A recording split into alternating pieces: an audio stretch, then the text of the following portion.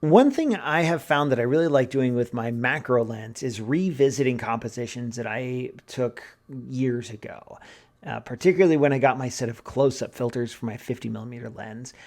And I can distinctly recall a photo that I took in the summer of 2016. I did have to look up the year, but I remember going to our annual family vacation at Milford Lake, Kansas, with my 50 millimeter lens, my close up filters, and I took a picture of a dragonfly similar to this. And at the time, I was astonished. I was just blown away that I could take that particular photo. I thought it was, like, at the time, one of the most amazing photos I'd ever taken of a dragonfly. And I haven't seen that photo in a long time, but I remember it. And over the years, the myth of that photo, of that one dragonfly photo, has sort of grown in my mind out of proportion a little bit. It was a photo that I thought would be fun to revisit someday with a true macro lens. And so this summer, I was able to do that. At the same location with, I think it was probably a different camera. I think the original was probably shot with my D750 instead of my D750, but same location. In fact, this was maybe less than 50 feet from where I shot the original picture. Same time of year, same subject, a blue dragonfly. And only this time I had an actual macro lens. And my brother Phil, who had his macro lens and his D7200 on the same trip, he tipped me off. He said, "Hey, there's this red bush with a bunch of these dragonflies on it." And so I went out, and sure enough, like, here's a ton of dragonflies on this red bush. And I was literally thinking about that original photo from 2016 as I shot this. And this photo, I mean, you see what it is. Like, it's a very clear picture of a dragonfly, but I was always in my mind comparing it to the original and thinking, okay, it's fine. It's nice and sharp and everything else, but that original photo, there's just nothing quite like that original.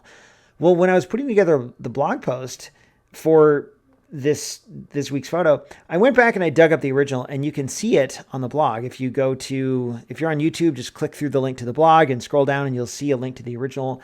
And that original photo is terrible. It's so bad. It's not good. The lighting isn't good. The dragonfly is, like, not sharp at all. It looks ugly. It's just, I mean, it's fine, but oh my goodness, it's not great. And this photo is so much better. It's so clear and sharp, and you can see every little detail of the dragonfly, down to, like, the little tiniest little hairs on his legs, his or her legs. I don't know. You can see the little veins in the wings. Like, this photo is so much better than the original. The lighting is so much better. Everything is so much better.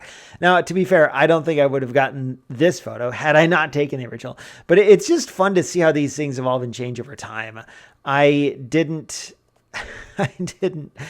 oh my goodness. I didn't have any idea how big the comparison would be, but if anything else, to me, this shows just how much I've learned over the years, that I was able to take this photo and all the elements of composition, like the white background, that I did that intentionally. I moved myself in such a way so that this dragonfly would stand out from the background and contrast with the background.